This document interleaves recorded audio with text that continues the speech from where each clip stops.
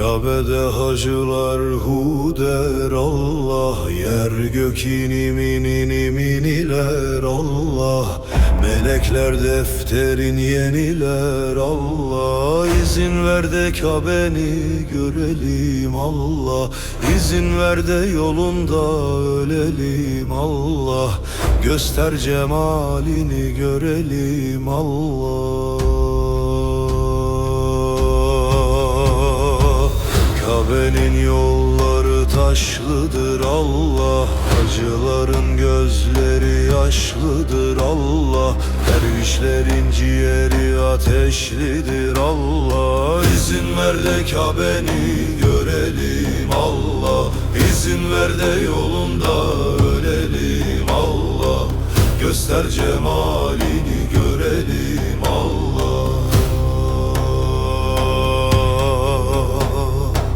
Kabe'nin yolları çukurdur Allah. Hacıların işleri zikirdir Allah. Mevlasına her dem şükürdür Allah. İzin ver de Kabe'ni görelim Allah. İzin ver de yolunda ölelim Allah. Göster cemalini görelim Allah.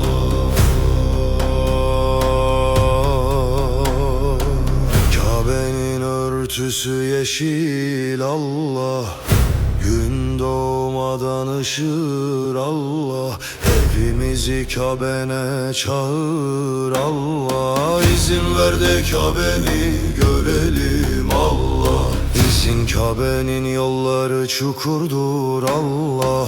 Hacıların işleri zikirdir Allah. Mevlasına her dem şükürdür Allah. İzin ver de Kabe'ni görelim Allah. İzin ver de yolunda ölelim Allah.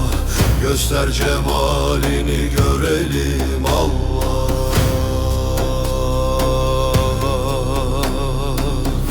Kabe'nin örtüsü yeşil Allah.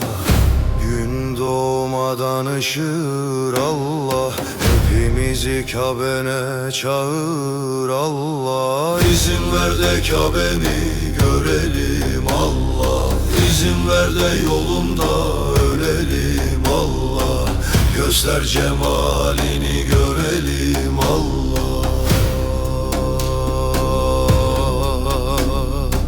İzin ver de Kabe'ni görelim Allah. İzin ver de yolunda ölelim Allah.